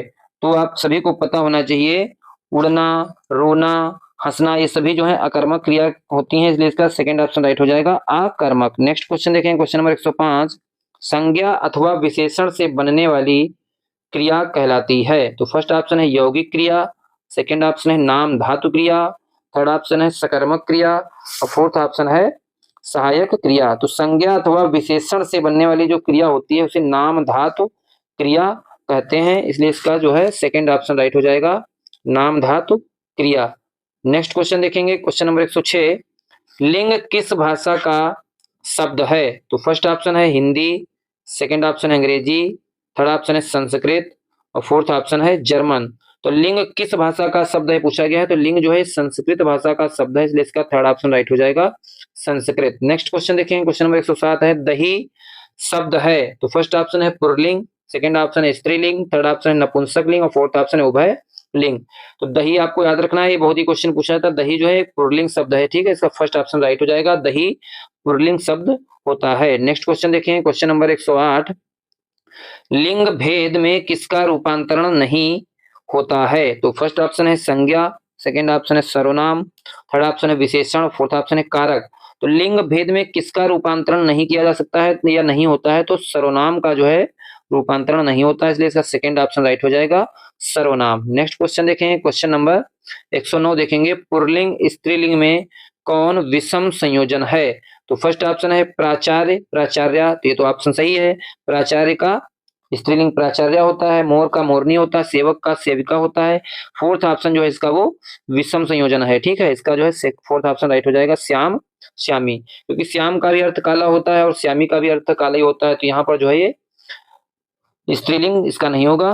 नेक्स्ट क्वेश्चन देखेंगे, क्वेश्चन नंबर 110 है, किस शब्द का प्रयोग बहुवचन के रूप में होता है? तो फर्स्ट ऑप्शन है रात, सेकंड ऑप्शन है सोना, थर्ड ऑप्शन है लड़का और फोर्थ ऑप्शन है साधु।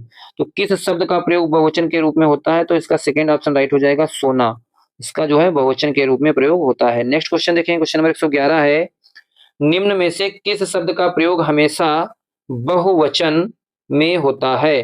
तो फर्स्ट ऑप्शन है आंसू, सेकंड ऑप्शन है दर्शन, थर्ड ऑप्शन है प्राण और फोर्थ ऑप्शन है ये सभी। तो आप सभी को याद रखना है, आंसू, दर्शन और प्राण, इन सभी शब्दों का प्रयोग हमेशा बहुवचन के रूप में होता है, इसलिए इसका फोर्थ ऑप्शन राइट हो जाएगा, ये सभी। नेक्स्ट क्वेश्चन देखेंगे, क्वेश्चन नंबर 112 है, सूर्य शब्द का स्त्रीलिंग क्या होता है? तो फर्स्ट ऑप्शन है सूर्या, सेकंड ऑप्शन सूर्याणी, थर्ड ऑप्शन सूर्याई और फोर्थ ऑप्शन सूर्यो। तो सूर्य शब्द का स्त्रीलिंग होता है सूर्या, इसलिए इसका फर्स्ट ऑप्शन राइट हो जाएगा, सूर्या। नेक्स्ट क्वेश्चन देखेंगे, क्वेश्चन नंबर 113, कारक के कितने भेद होते हैं? तो फर्स्ट ऑप्शन है 8, सेकंड ऑप्शन है 5, थर्ड ऑप्शन है 6 और फोर्थ ऑप्शन है 7। तो हिंदी में जो कारक होते हैं वो 8 होते हैं, इसलिए इसका फर्स्ट ऑप्शन राइट हो जाएगा, हिंदी में कारक 8 होते हैं, इसलिए इसका फर्स्ट ऑप्शन सही हो जाएगा। नेक्स्ट क्वेश्चन देखेंगे, क्वेश्चन नंबर 114 है, सुधा नेहा को हाथ से मारती है, इस वाक्य में कौन सा कारक है? तो फर्स्ट ऑप्शन है कर्ता कारक, सेकंड ऑप्शन है अपादान कारक, थर्ड ऑप्शन है करण कारक और फोर्थ ऑप्शन है अधिकरण कारक। तो सुधा नेहा को हाथ से मारती है, तो इसमें जो है करण कारक होगा, इसलिए इसका थर्ड ऑप्शन राइट हो जाएगा, करण कारक। यहाँ पर कर्ता जो है थोड़ा सा सही लिख लीजिएगा, कर्ता जो है फर्स्ट ऑप्शन में कर्ता। नेक्स्ट क्वेश्चन देखेंगे, क्वेश्चन नंबर 115, वृक्ष से पत्ते गिरते हैं, इस वाक्य में कौन सा कारक है? तो फर्स्ट ऑप्शन है अधिकरण कारक, सेकंड ऑप्शन है कर्म कारक, थर्ड ऑप्शन है करण कारक और फोर्थ ऑप्शन है अपादान कारक। जहां पर कोई चीज किसी वस्तु से अलग होती है, अलगाव का स्थिति होती है, तो अलगाव की स्थिति में अपादान कारक होता है, पंचमी विभक्ति होती है, इसलिए इसका फोर्थ ऑप्शन राइट हो जाएगा, अपादान कारक। नेक्स्ट क्वेश्चन देखेंगे, क्वेश्चन नंबर 116 है, पानी का लिंग निर्धारित करें। तो फर्स्ट ऑप्शन है पुल्लिंग, सेकंड ऑप्शन है स्त्रीलिंग, थर्ड ऑप्शन है नपुंसकलिंग और फोर्थ ऑप्शन है उभय लिंग। तो पानी जो है पुल्लिंग शब्द है, इसलिए इसका फर्स्ट ऑप्शन राइट हो जाएगा। ये चीज याद रखेंगे क्योंकि लोग बहुत गलती करते हैं, पानी को जो है स्त्रीलिंग लगा देते हैं, जबकि पानी जो है पुल्लिंग शब्द है। नेक्स्ट क्वेश्चन देखेंगे, क्वेश्चन नंबर 117, साधु आ रहे हैं, इस वाक्य में साधु का वचन निर्धारित करें। तो फर्स्ट ऑप्शन है एक वचन, सेकंड ऑप्शन है बहुवचन, थर्ड ऑप्शन है द्विवचन और फोर्थ ऑप्शन इनमें से कोई नहीं। तो साधु आ रहे हैं, तो साधु जो शब्द होता है वो बहुवचन के रूप में प्रयोग होता है, इसलिए इसका सेकंड ऑप्शन राइट हो जाएगा, बहुवचन। नेक्स्ट क्वेश्चन देखेंगे, क्वेश्चन नंबर 118, क्रिया का फल जिस पर पड़ता है वह कारक कहलाता है। तो फर्स्ट ऑप्शन है अधिकरण कारक, सेकंड ऑप्शन है करण कारक, थर्ड ऑप्शन है कर्म कारक और फोर्थ ऑप्शन है कर्ता कारक। तो क्रिया का फल जिस पर पड़ता है तो वह जो कर्म कारक कहलाता है, इसलिए इसका थर्ड ऑप्शन राइट हो जाएगा, क्रिया का फल जिस पर पड़ता है वह कर्म कारक कहलाता है। नेक्स्ट क्वेश्चन देखेंगे, क्वेश्चन नंबर 119, कवि शब्द का सही स्त्रीलिंग रूप क्या है? तो फर्स्ट ऑप्शन है कवित्री, सेकंड ऑप्शन है कवियत्री, थर्ड ऑप्शन है काव्यान और फोर्थ ऑप्शन है काव्यायन। तो कवि का शब्द का जो सही स्त्रीलिंग शब्द है वो कवयित्री है, इसका फर्स्ट ऑप्शन जो है वो राइट हो जाएगा, कवयित्री। नेक्स्ट क्वेश्चन देखें, क्वेश्चन नंबर 120, घोंसला से पक्षी निकला, इस वाक्य में किस कारक का प्रयोग हुआ है? तो फर्स्ट ऑप्शन है करण कारक, सेकंड ऑप्शन अपादान कारक, थर्ड ऑप्शन है संप्रदान कारक और फोर्थ ऑप्शन है अधिकरण कारक। घोंसला से पक्षी निकला, यहाँ पर भी घोंसले से पक्षी का लगाव हो रहा है, इसलिए इसमें अपादान कारक होगा, इसका सेकंड ऑप्शन राइट हो जाएगा, अपादान कारक। नेक्स्ट क्वेश्चन देखेंगे, क्वेश्चन नंबर 121 है, शिकारी ने बाघ मारा, इस वाक्य में किस कारक के पर सर्ग का प्रयोग हुआ है? तो शिकारी ने बाघ को मारा, यहाँ पर को छिपा हुआ है, इसलिए इसमें जो लोप है विभक्ति का वो को जो है यहाँ पर को लोप है, इसलिए शिकारी ने बाघ को मारा। तो इसमें से पूछा है कौन सा जो है कारक होगा, तो आप सभी को पता है यहाँ पर ने जो होता है वो कर्ता कारक के लिए प्रयोग होता है, कर्म कारक के लिए को, कर्ता ने कर्म को, तो बाघ को मारा, इसलिए यहाँ पर कर्म कारक परसर्ग का लोप हुआ है, इसलिए इसका फर्स्ट ऑप्शन जो है वो राइट हो जाएगा, कर्म कारक। नेक्स्ट क्वेश्चन देखें, क्वेश्चन नंबर 122 है, अध्ययन शब्द में कौन सा उपसर्ग है? तो फर्स्ट ऑप्शन है अधि, सेकंड ऑप्शन है आद्य, थर्ड ऑप्शन है अध और फोर्थ ऑप्शन है आ। तो अध्ययन शब्द में प्रयुक्त उपसर्ग है आधि, इसलिए इसका फर्स्ट ऑप्शन राइट हो जाएगा आधि। नेक्स्ट क्वेश्चन देखेंगे, क्वेश्चन नंबर 123, प्रत्युपकार शब्दों में किस उपसर्ग का प्रयोग हुआ है? तो फर्स्ट ऑप्शन है प्रत, सेकंड ऑप्शन है प्रति, थर्ड ऑप्शन है प्रत्यु और फोर्थ ऑप्शन है प्रत्युप। तो इसमें प्रत्युपकार में उपसर्ग प्रयोग हुआ है प्रति, इसलिए इसका सेकंड ऑप्शन राइट हो जाएगा प्रति। नेक्स्ट क्वेश्चन देखेंगे, क्वेश्चन नंबर 124, तो प्रत्यय से कौन सा शब्द निर्मित नहीं है? तो फर्स्ट ऑप्शन है कवित्व, सेकंड ऑप्शन है नेतृत्व, थर्ड ऑप्शन है कर्तव्य और फोर्थ ऑप्शन है मातृत्व। तो त्व प्रत्यय इसमें किसमें नहीं आया है ये आपको बताना है, तो कर्तव्य में जो है त्व प्रत्यय नहीं है, इसलिए इसका थर्ड ऑप्शन राइट हो जाएगा कर्तव्य। नेक्स्ट क्वेश्चन देखेंगे, क्वेश्चन नंबर 125, बुढ़ापा में किस प्रत्यय का प्रयोग हुआ है? तो फर्स्ट ऑप्शन है आपा, सेकंड ऑप्शन है पा, थर्ड ऑप्शन है अप और फोर्थ ऑप्शन है यापा। तो बुढ़ापा में जो प्रत्यय प्रयोग हुआ है वो आपा हुआ है, इसलिए फर्स्ट ऑप्शन राइट हो जाएगा आपा। नेक्स्ट क्वेश्चन देखेंगे, क्वेश्चन नंबर 126 है, ग्रामीण शब्द में किस प्रत्यय का प्रयोग हुआ है? तो फर्स्ट ऑप्शन है पुल, सेकंड ऑप्शन है इल, थर्ड ऑप्शन है इन और फोर्थ ऑप्शन है ईम। तो ग्रामीण शब्द में किस प्रत्यय का प्रयोग हुआ है? तो इसका थर्ड ऑप्शन राइट हो जाएगा, ग्रामीण शब्द में इन प्रत्यय का प्रयोग हुआ है, इसलिए इसका थर्ड ऑप्शन सही हो जाएगा। नेक्स्ट क्वेश्चन देखेंगे, क्वेश्चन नंबर 127 है, चतुर्भुज शब्द में कौन सा समास है? तो फर्स्ट ऑप्शन आप देख रहे हैं द्विगु समास, सेकंड ऑप्शन है द्वंद्व समास, थर्ड ऑप्शन है बहुव्रीहि समास, फोर्थ ऑप्शन है तत्पुरुष समास। तो चतुर्भुज शब्द में बहुव्रीहि समास होगा, क्योंकि चतुर्भुज शब्द का प्रयोग भगवान विष्णु के लिए किया जाता है, इसलिए इसका जो है थर्ड ऑप्शन राइट हो जाएगा बहुव्रीहि समास। नेक्स्ट क्वेश्चन देखें, क्वेश्चन नंबर 128, दही बड़ा शब्द में कौन सा समास है? तो फर्स्ट ऑप्शन है सप्तमी तत्पुरुष, सेकंड ऑप्शन है द्विगु, थर्ड ऑप्शन है मध्य मध्यम पद लोपी समास और फोर्थ ऑप्शन है उलूक। तो दही बड़ा शब्द में कौन सा समास है आपको बताना है, तो इसमें सप्तमी तत्पुरुष समास होगा, फर्स्ट ऑप्शन जो है इसका राइट हो जाएगा सप्तमी तत्पुरुष समाप्त, सॉरी तत्पुरुष समास जो होगा इसमें सही हो जाएगा, इसका फर्स्ट ऑप्शन सप्तमी तत्पुरुष। नेक्स्ट क्वेश्चन देखें, क्वेश्चन नंबर 129 है, नीलगाय में कौन सा समास है? तो नीली है जो गाय, तो ऐसे शब्दों में हमेशा जो है कर्मधारय समास होता है, इसलिए इसका जो है सेकंड ऑप्शन राइट हो जाएगा कर्मधारय। नेक्स्ट क्वेश्चन देखेंगे, क्वेश्चन नंबर 130 है, लौह पुरुष में कौन सा समास है? तो फर्स्ट ऑप्शन है तत्पुरुष समास, सेकंड ऑप्शन है कर्मधारय समास, थर्ड ऑप्शन है द्वंद्व समास, फोर्थ ऑप्शन है अव्ययी भाव समास। तो लौह पुरुष में भी कर्मधारय समास होगा, क्योंकि लौह पुरुष लौह है जो पुरुष, तो सेकंड ऑप्शन से हो जाएगा कर्मधारय समास। नेक्स्ट क्वेश्चन देखेंगे, क्वेश्चन नंबर 131 है, शरणागत में कौन सा समास है? तो फर्स्ट ऑप्शन है तत्पुरुष समास, सेकंड ऑप्शन है कर्मधारय समास, थर्ड ऑप्शन है द्वंद्व समास और फोर्थ ऑप्शन है अव्ययी भाव समास। तो शरण में जो आता है या शरण में आए हुए को शरणागत कहते हैं, तो इसमें जो है फर्स्ट ऑप्शन सही हो जाएगा तत्पुरुष समास, क्योंकि शरण में आने वाले को शरणागत कहा जाता है, यहाँ पर जो विभक्ति का लोप है, इसलिए इसमें तत्पुरुष समास हो जाएगा। नेक्स्ट क्वेश्चन देखेंगे, क्वेश्चन नंबर 132 है, मातृभाषा में कौन सा समास है? तो फर्स्ट ऑप्शन है तत्पुरुष समास, सेकंड ऑप्शन है कर्मधारय समास, थर्ड ऑप्शन है द्वंद्व समास और फोर्थ ऑप्शन है अव्ययी भाव समास। तो मातृभाषा में कौन सा समास है? तो इसमें तत्पुरुष समास है, इसका फर्स्ट ऑप्शन राइट हो जाएगा तत्पुरुष समास।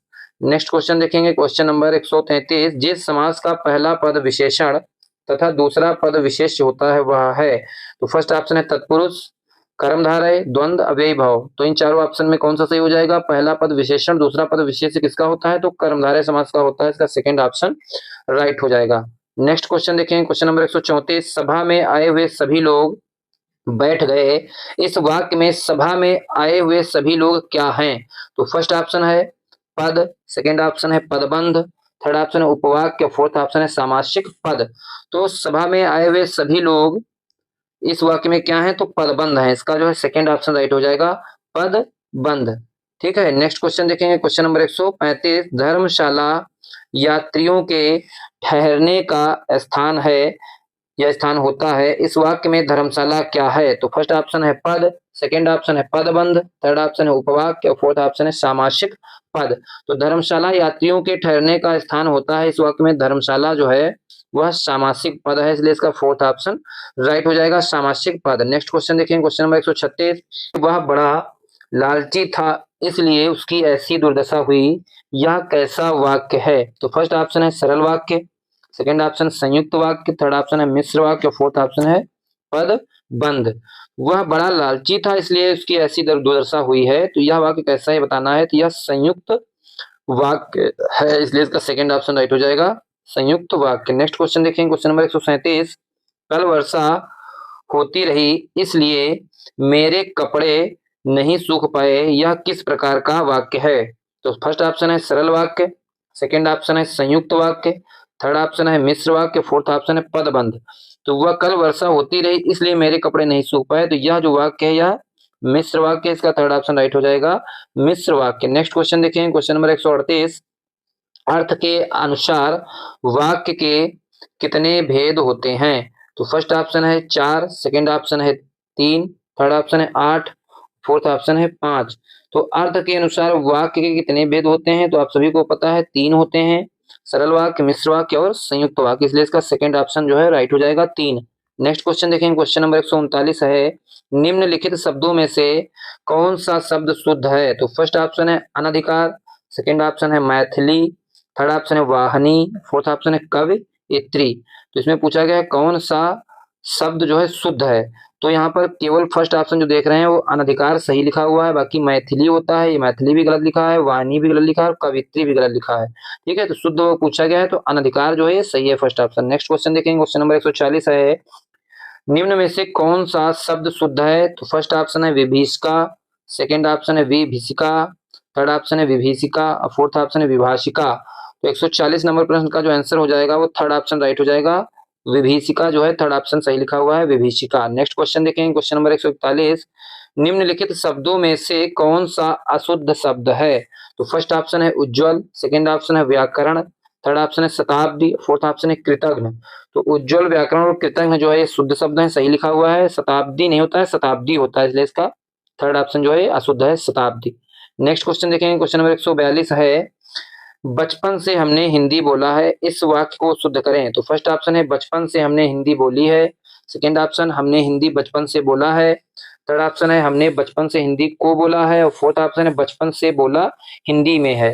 तो इसका जो है पूछा गया आपसे बचपन से हमने हिंदी बोला है, इस वाक्य को शुद्ध करें। तो इसका जो फर्स्ट ऑप्शन है ये राइट हो जाएगा, बचपन से हमने हिंदी बोली है, इसका फर्स्ट ऑप्शन राइट हो जाएगा। नेक्स्ट क्वेश्चन देखेंगे, क्वेश्चन नंबर 143 है।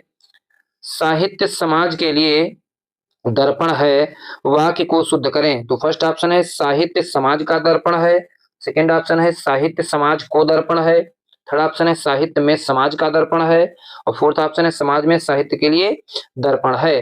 तो क्वेश्चन है आपका साहित्य समाज के लिए दर्पण है, इसको शुद्ध करके लिखना है, तो साहित्य समाज का दर्पण है, इसको हम ऐसे लिख सकते हैं, इसका फर्स्ट ऑप्शन सही हो जाएगा, साहित्य समाज का दर्पण है। नेक्स्ट क्वेश्चन देखेंगे, क्वेश्चन नंबर 144। निम्नलिखित में से सही युग्म का चयन कीजिए। तो क्वेश्चन है क्रांति और कांति, इसमें जो है आपको सही ऑप्शन का चयन करना है। तो चमक परिवर्तन, सेकंड ऑप्शन है परिवर्तन चमक, थर्ड ऑप्शन है युद्ध समझौता और फोर्थ ऑप्शन है समझौता युद्ध। तो क्रांति का मतलब होता है परिवर्तन और कांति का मतलब होता है चमक। तो आप ऑप्शन देखेंगे सेकंड ऑप्शन जो आपको दिख रहा है इसमें जो है युग्म सही दे रखा है, क्रांति का मतलब होता है परिवर्तन और कांति का मतलब होता है चमक, इसलिए इसका सेकंड ऑप्शन जो है वो राइट हो जाएगा। नेक्स्ट क्वेश्चन देखेंगे, क्वेश्चन नंबर 145 है। एकाधिकार का विलोम शब्द क्या होगा? तो फर्स्ट ऑप्शन है स्वामित्व, सेकंड ऑप्शन है सर्वाधिकार, थर्ड ऑप्शन है संपत्ति और फोर्थ ऑप्शन है कर्तव्य।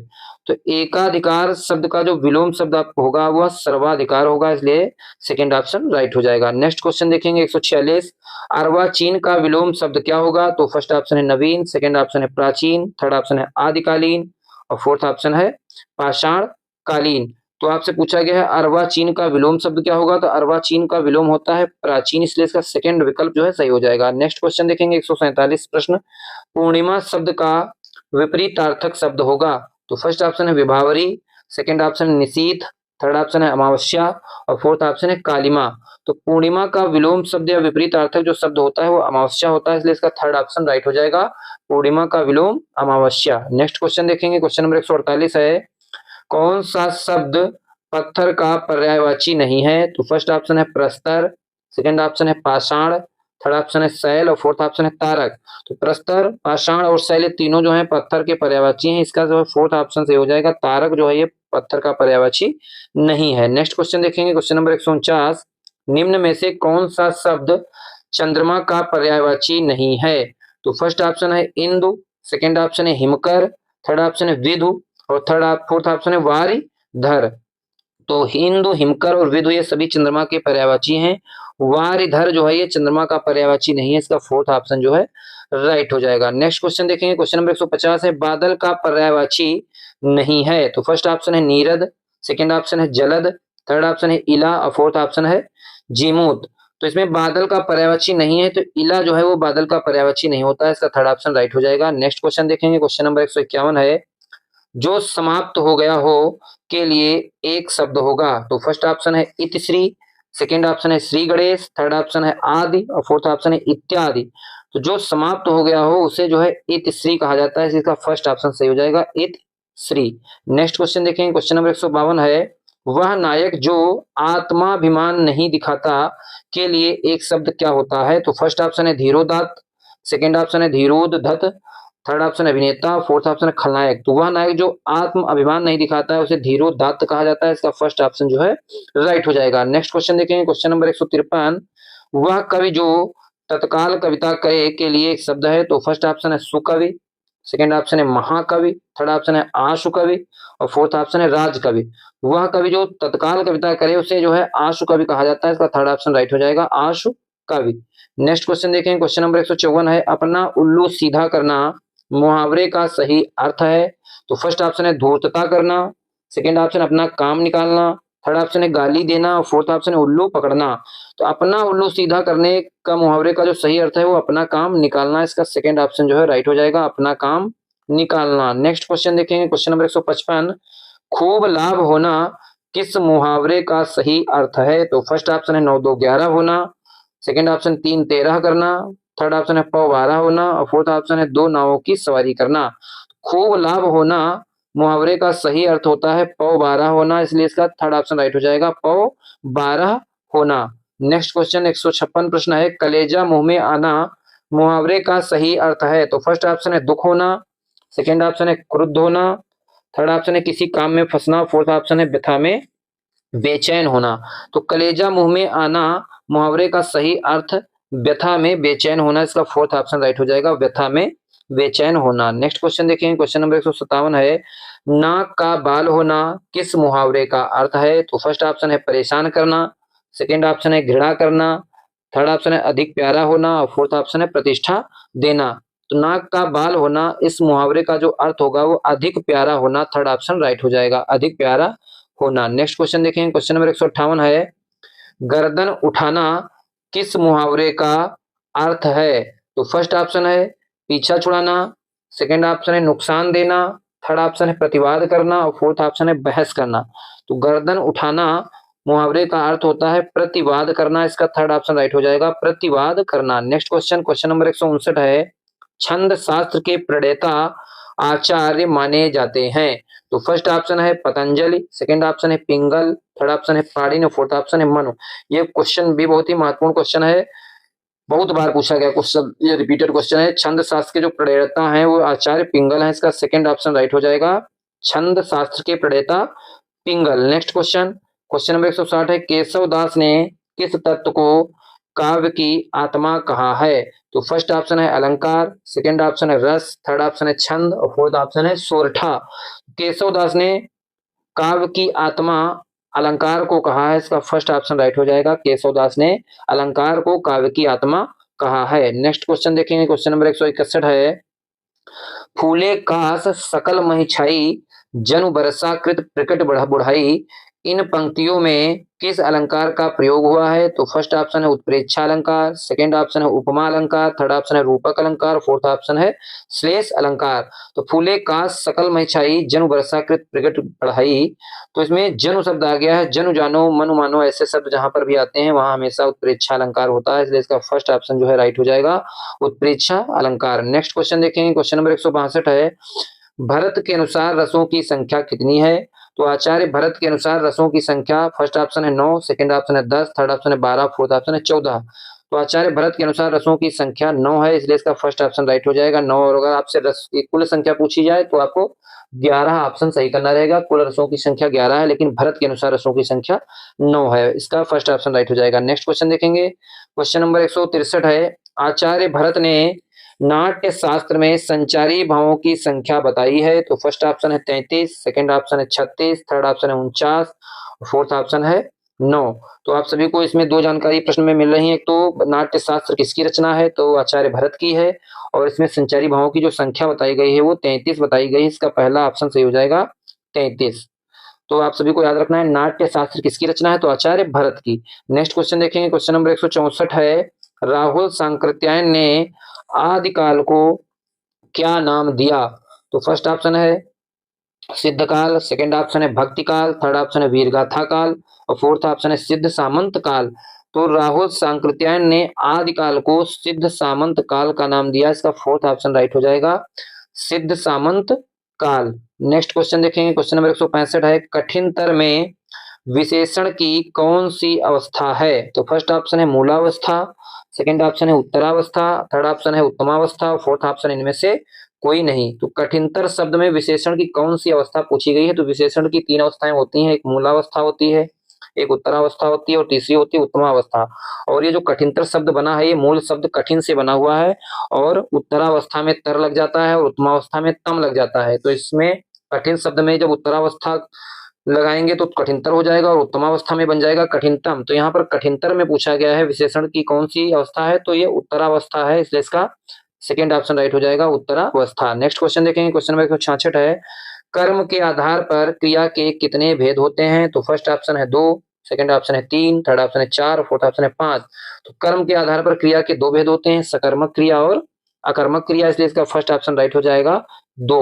नेक्स्ट क्वेश्चन देखेंगे, क्वेश्चन नंबर 167 है, प्रयोग के आधार पर क्रिया के कितने भेद होते हैं, ये भी बहुत महत्वपूर्ण प्रश्न है। तो फर्स्ट ऑप्शन है 2, सेकंड ऑप्शन है 4, थर्ड ऑप्शन है 3, और फोर्थ ऑप्शन है 5। तो प्रयोग के आधार पर जो क्रिया के भेद होते हैं वो 5 होते हैं, चीज आप याद रखेंगे, कर्म के आधार पर 2 और प्रयोग के आधार पर क्रिया के भेद 5 होते हैं। नेक्स्ट क्वेश्चन देखेंगे, क्वेश्चन नंबर 168 है, जॉर्ज ग्रियर्सन ने किस काल को हिंदी साहित्य का स्वर्ण काल कहा है। तो फर्स्ट ऑप्शन है इसका आदिकाल, सेकेंड ऑप्शन है भक्ति काल, थर्ड ऑप्शन है रीतिकाल, और फोर्थ ऑप्शन है आधुनिक काल। तो जॉर्ज ग्रियर्सन ने हिंदी काल किस काल को हिंदी साहित्य का स्वर्ण काल कहा है, तो भक्ति काल को कहा है, इसका सेकेंड ऑप्शन राइट हो जाएगा।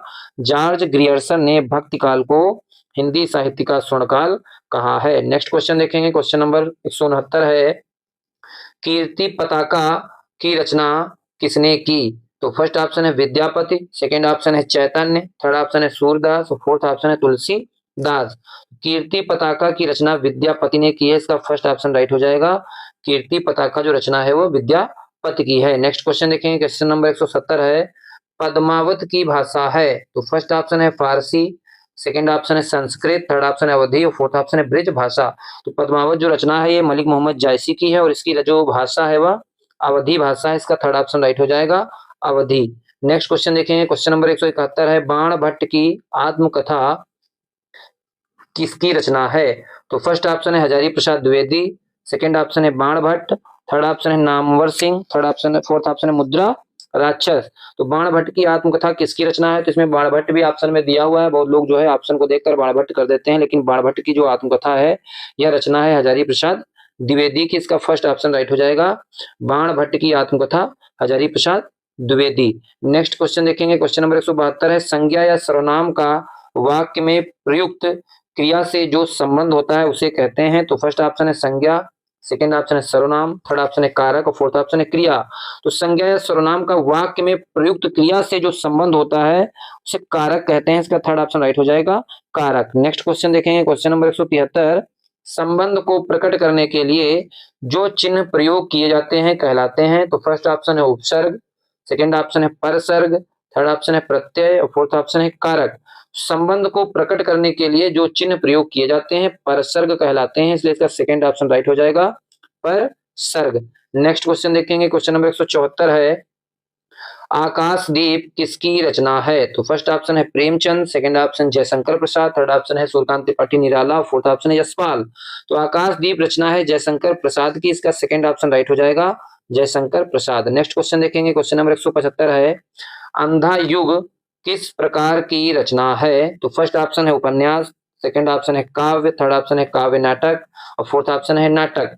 तो अंधा युग धर्मवीर भारती की रचना है और यह एक काव्य नाटक है, इसका थर्ड ऑप्शन राइट हो जाएगा, काव्य नाटक। नेक्स्ट क्वेश्चन देखेंगे, क्वेश्चन नंबर 176 है, चिराग तले अंधेरा कहावत का सही अर्थ है? फर्स्ट ऑप्शन है अपनी बुराई नहीं दिखना, सेकंड ऑप्शन है परिश्रम से भागना, थर्ड ऑप्शन है उच्च और साधारण की तुलना और फोर्थ ऑप्शन अधिक लाभ होना। तो चिराग तले अंधेरा कहावत का जो सही अर्थ होता है वह फर्स्ट ऑप्शन से हो जाएगा, अपनी बुराई नहीं दिखना। ठीक है, नेक्स्ट क्वेश्चन देखेंगे, क्वेश्चन नंबर 177 है, महाभोज किसकी रचना है? तो फर्स्ट ऑप्शन है मोहन राकेश, सेकंड ऑप्शन है मन्नू भंडारी, थर्ड ऑप्शन है राजेंद्र यादव, फोर्थ ऑप्शन है प्रेमचंद। तो महाभोज बहुत ही इंपॉर्टेंट रचना है, याद रखेंगे, महाभोज मनु भंडारी की रचना है, इसका सेकंड ऑप्शन राइट हो जाएगा, मनु भंडारी। नेक्स्ट क्वेश्चन देखेंगे, क्वेश्चन नंबर 178 है, जूही की कली किस कवि की प्रथम रचना है? तो फर्स्ट ऑप्शन है सूर्यकांत त्रिपाठी निराला, सेकंड ऑप्शन है महादेवी वर्मा, थर्ड ऑप्शन है जयशंकर प्रसाद और फोर्थ ऑप्शन है सुमित्रा नंदन पंत। तो जूही की कली किस कवि की प्रथम रचना है? तो सूर्यकांत त्रिपाठी निराला की प्रथम रचना है, ये चीज आप याद रखेंगे, जूही की कली सूर्यकांत त्रिपाठी निराला। नेक्स्ट क्वेश्चन देखेंगे, क्वेश्चन नंबर 169 है, सॉरी 179 है, सेवा सदन किसकी रचना है?